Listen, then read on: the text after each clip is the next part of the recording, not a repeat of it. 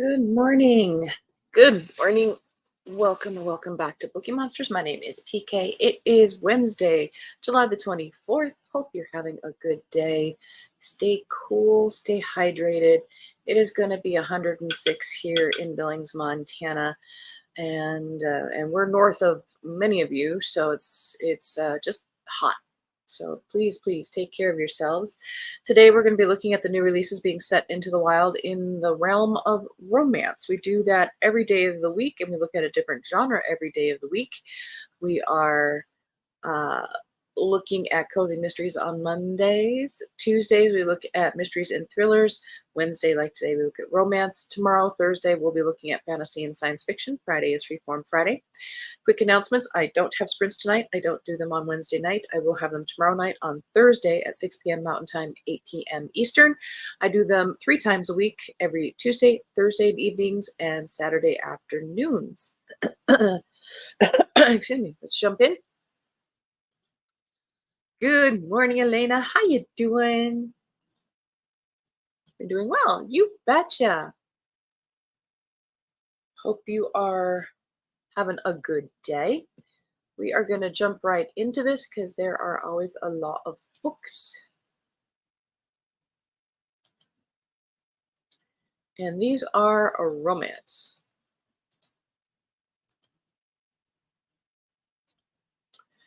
Kathy Yardley has a new one. This is Do Me a Favor. Willa Lou Endicott moved from California to the Pacific Northwest to start over. Since her husband's death, she's been struggling to get back her old career as a cookbook ghostwriter.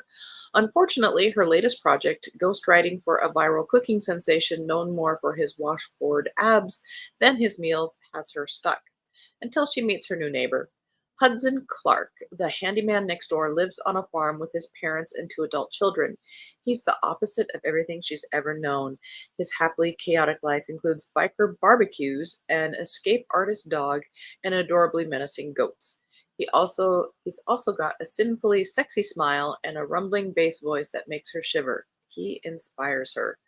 From their first meeting, the two fall into an escalating cycle of favors, paybacks, and attraction, even though Willa's trying to keep her distance. They both have their own past to deal with. Now they just have to figure out if they have a future. And that is Kindle Unlimited.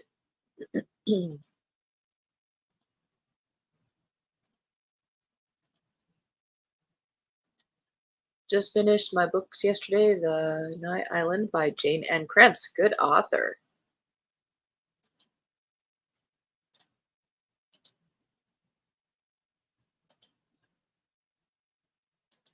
Never Date a Roommate by Paula Ottoni. Ottoni. Different ways to say it. To find true happiness, they'll have to fake it first. Saul Carvalho desperately wants to get ahead in her career, and where better than to do that than Copenhagen, the happiest city on earth. But there's more to this place than cozy sweaters and hot cocoa. There's a rich, vibrant culture the Brazilian game developer is eager to drink in, especially since her boss wants to hand a program to someone who's ready to put down roots in Denmark, which means having a steady place to live and even steadier significant other. And Saul, unfortunately, has neither. Unless she can convince a Viking look-alike Eric Storm to be her roommate and maybe even her fake boyfriend. But Eric lost everything the last time he got involved with a roommate, including the app he developed. Convincing him to take a risk on her is a big ask, but Saul is up for the challenge, as long as she can ignore how he fills a room with that broad chest and somehow makes stoic brooding look sexy. Instead, she'll win him over with the end goal. Her promotion will bring down their mutual tech nemesis. Before long, though, the lines between what's fake and what's real blur. And when their ruse reaches its boiling point, they'll both have to decide, should they trust their hearts to a roommate this time?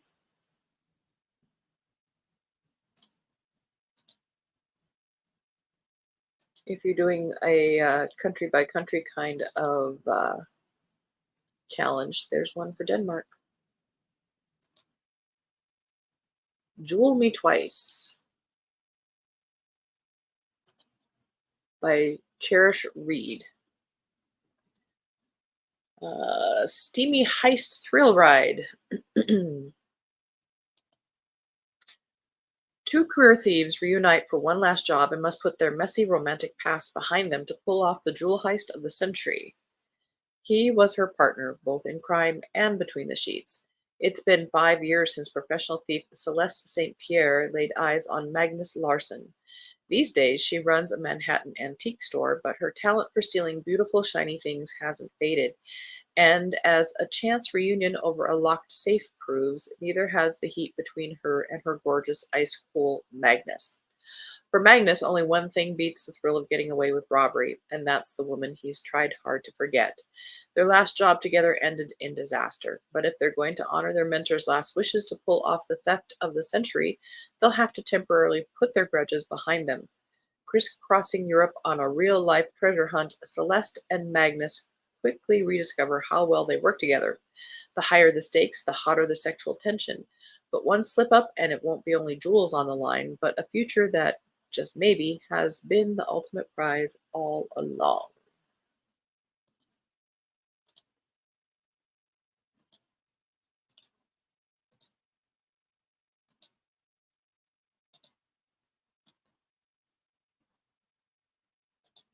Cross the Line. First in the Lights Out series, it looks like. Hang on a second. By Simone Soltani. Formula One driver Deb Anderson's career is on the line after a social media disaster leaves him with an angry team and sponsors threatening to jump ship. Excuse me. He needs someone to help save his image. At a party in Monaco, he bumps into the woman who can fix it all. There's just one problem. She's his best friend's little sister. And okay, maybe there's another problem. He kissed her last year and hasn't been able to stop thinking about it since. Recent college grad Willow Williams needs a job. She may have a talent for seeing the bright side of any bad situation, but it's hard to stay positive when she's struggling to get hired. So when Dev offers her a temporary solution, she can't help but say yes, even if it means ignoring the crush she's had on him since childhood. Willow and Dev are determined to keep things strictly professional, regardless of old feelings and the blazing chemistry between them. But in the glittering and high stakes world of Formula One, some lines are meant to be crossed.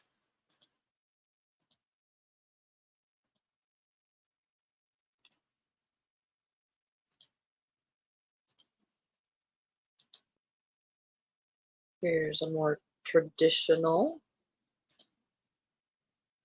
Courtship at Shadowcrest by Alexa Aston, fifth in the Strongs of Shadowcrest series. It's Regency. The return of the Duke of Seaton's heir apparent after an absence of almost 2 decades has set polite society buzzing. Shortly after James Strong's arrival in London, his father, ill for several years, dies. Now Duke of Seaton and the owner of Strong Shipping Lines, the new Duke turns the ton at a Twitter when he weds Mrs. Sophie Strong, a widow who inherited Neptune Shipping Line from her husband and has the audacity to run the shipping empire herself. Two of the Duke's sisters, Lady Pippa and Lady Georgina, have already wed, and Seaton and his Duchess are now hosting a house party at the end of the season. With more Strongs ready to make love matches, polite society watches with bated breath to see who will secure an invitation to the house party and what couples will emerge from the social gathering betrothed. Sorry, that time Dukes did not own, they were not involved in merchant things. Nope, nope, nope. But we'll overlook that.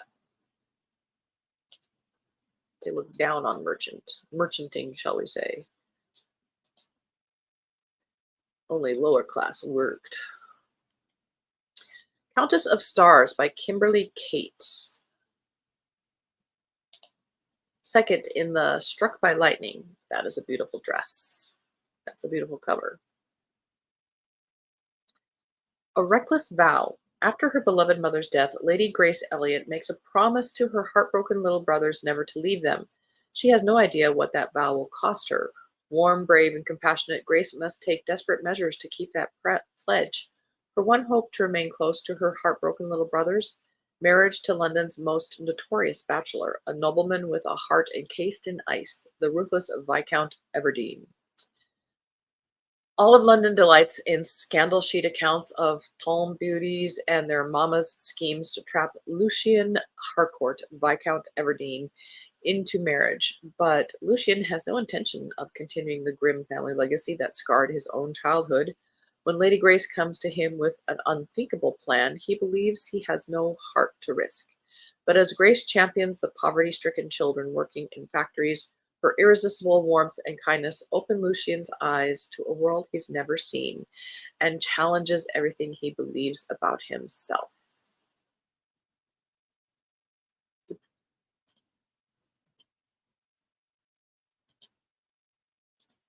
Janet Daly has a new one. This is a new one. I did double check it. Calder Country, fourth in the Calder brand series. This is for fans of Yellowstone. 1920s, Blue Moon, Montana. There is no Blue Moon, Montana. I live in Montana. The small cattle town is alight with the excitement of cars, telephones, and airplanes. But as new inventions and new roles for women collide with prohibition and the rising battle between gangsters and the FBI, Blue Moon finds itself and some of its most infamous residents and powerful families at a crossroads and in battles of their own between hearts and minds.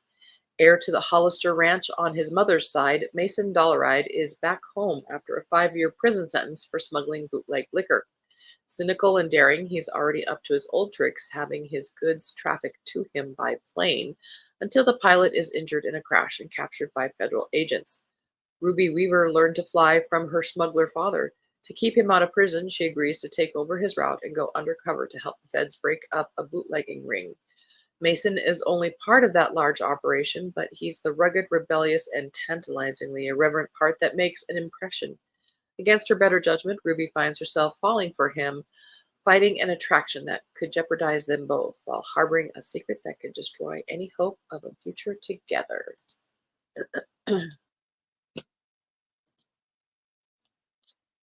Rand Thane has a new one. I did double check it. This is a Harlequin special edition, so I don't do Harlequins. So if you want to take a look at that.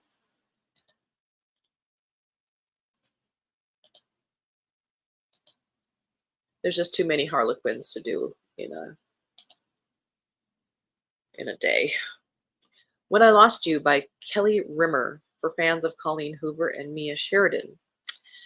When Leo and Molly first married, they believed they were invincible.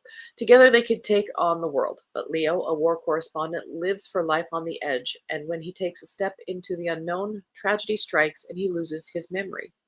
Molly rushes to help him fill in the gaps, and soon they start falling in love all over again.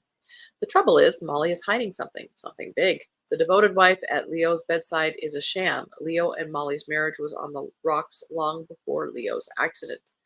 The closer Molly gets to her husband, the more scared she becomes that he will remember. As Leo's memory begins to trickle back, will Molly lose the man she loves for a second time?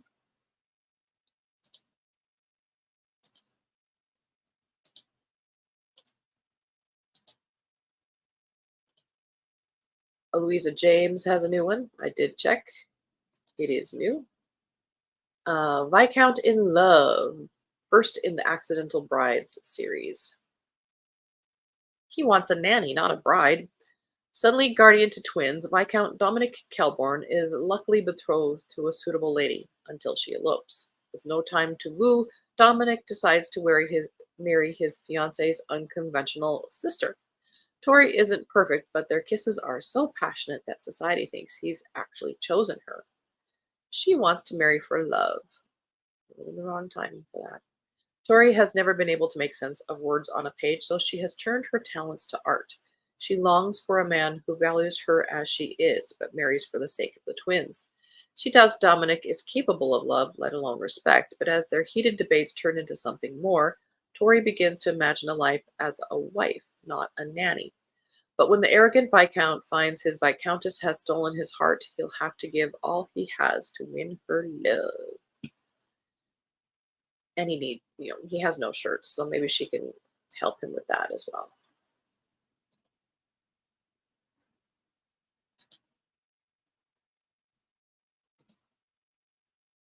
Maisie Yates has a new one.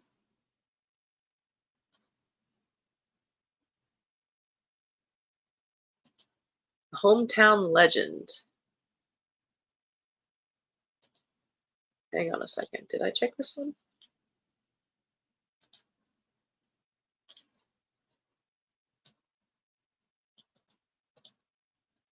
We are going to double check that. In the meantime, we'll go on to the next one while that is coming up.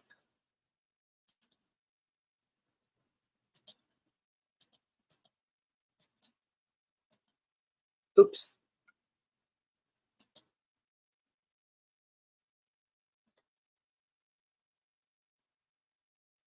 Yeah, yeah. It says, okay, I guess I did check it. There you go. Uh, Maisie Yates, the hometown legend. Rory Sullivan has always grown up in her sister's shadows, but I knew a girl named Rory. But this summer, she's determined to make some changes, rekindling her teenage friendship with Pyrite Falls' prodigal son Gideon Payne feels like a good start. But she can instantly see he's in pain, but she's sick of being afraid of life and she refuses to be intimidated by him. But is she brave enough to act on her attraction to Gideon's raw physicality? Decorated Army hero Gideon's return has sent the local community into parade planning overdrive. Except Gideon isn't the all around golden boy who left.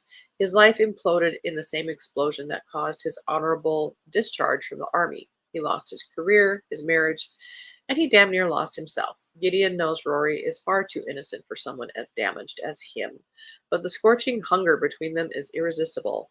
All he can offer is something temporary, unless Rory can make Gideon see he's capable of giving her everything she needs.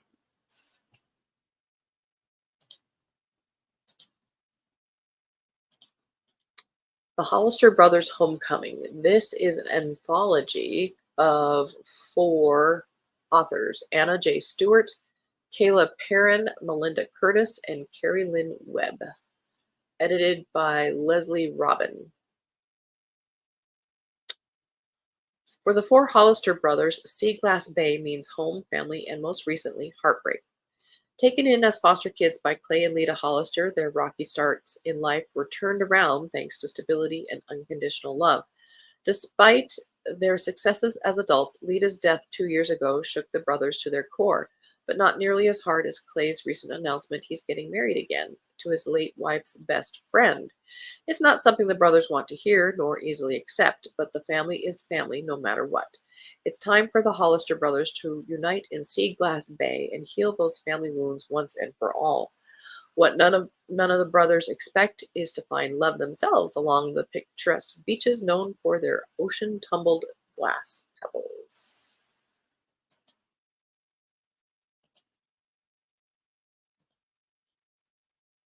Oh, we got a Highlander one.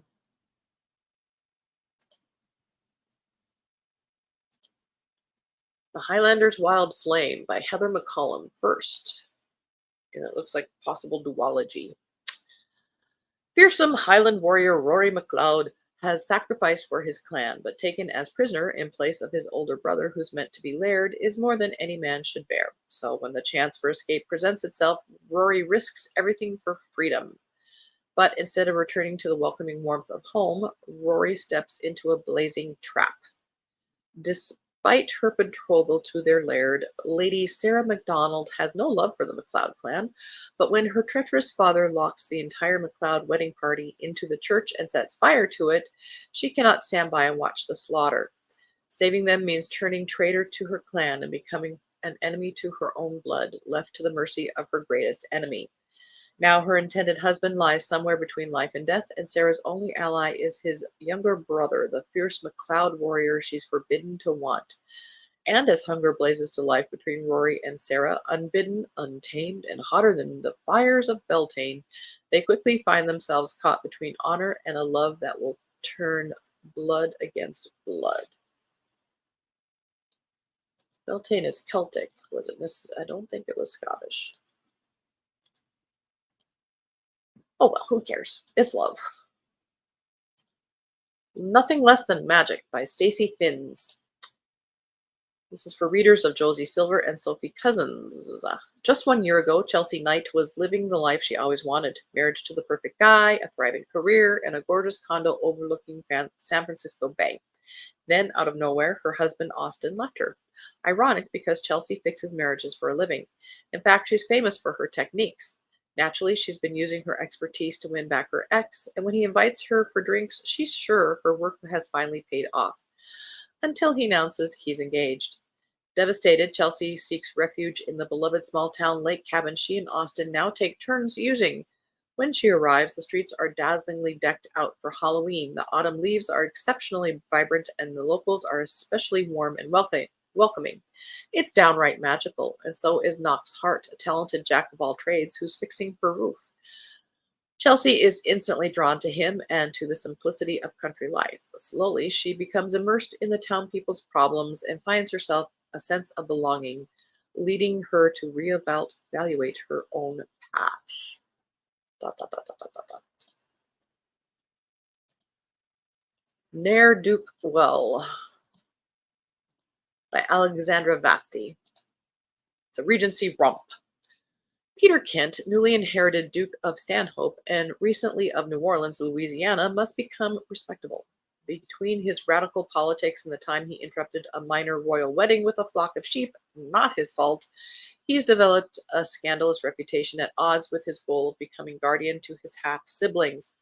For help, he turns to the cleverest and most managing woman of his acquaintance, Lady Selina Ravenscroft. Selina is society's most proper debutante, save one tiny secret. She runs an erotic circulating library for women. When Peter asks for her help, she suggests courtship and marriage to a lady of unimpeachable reputation, which is to say, definitely not herself. But matchmaking doesn't go according to plan. Peter's siblings run rampant on Bond Street. Selina ends up in the Serpentine. And worst of all, the scorching chemistry between Peter and Selina proves impossible to resist.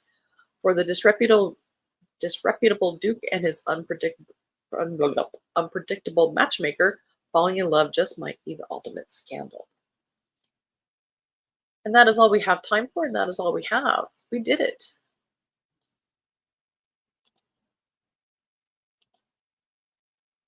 All right.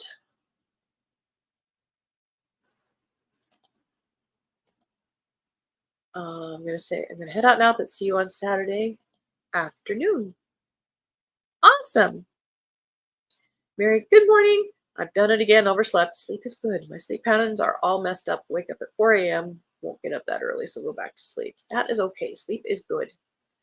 Elena, good morning. I actually have to head out now as I have to have a fun day at my program. Oh, you're going to have a good day. And Mary says, good to hear that and enjoy yourself. Mary says, love Regency set books, but need that lovely lady in a gorgeous dress on the cover or the man with his shirt half off, not comics. Exactly. Perfect timing. We cheated a little bit. There was a Harlequin snuck in there, so we didn't do that one. But we did it again. Woo! All righty. That is it for today. If there's anything in there that is interesting for you to check out further, please do. Tomorrow we'll be looking at fantasy and romance, fantasy and science fiction. No sprints tonight. I don't do them on Wednesday night, but we'll have them tomorrow night at 6 p.m. Mountain Time, 8 p.m. Eastern. Hope you guys have a good day. Please stay as cool as possible and hydrated. As I mentioned at the beginning, we're going to be 106 today. We don't have the humidity, but it is smoky out because it is fire season. So please, please take care of yourselves. And I hope you are reading good books. And as the banner says here, don't be a bookworm, be a bookie monster. Nom nom. Have a good day and God bless. Hope to see you later, Mary.